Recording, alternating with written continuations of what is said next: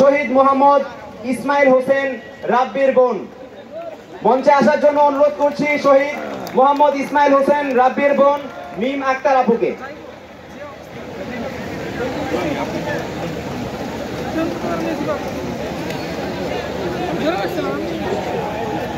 আসসালামু আলাইকুম। আশা করছি সবাই ভালো আছেন।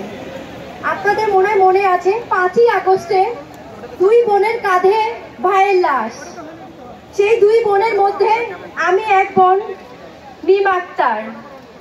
ইতিহাসের পাতায় কখনো হয়তো দেখা হয়নি বোনের কাঁধে ভাইয়ের লাশ। এই মর্মন্ত ইতিহাসের পাতায় এরকম ঘটনা ঘটিয়ে গেছে খুনি হাসিনা।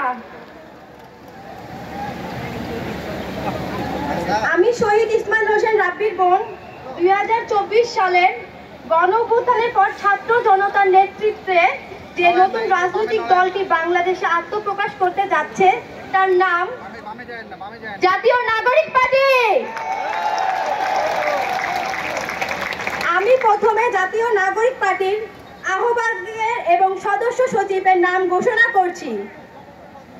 জাতীয় নাগরিক পার্টির আহ্বায়ক ও সদস্য সচিব জুলাই গণঅভ্যুত্থানের অগ্রনায়কগণ এবং এক দফার ঘোষক আহ্বায়কের নাম হচ্ছে নাহিদ ইসলাম এবং সদস্য সচিব আক্তার হোসেন।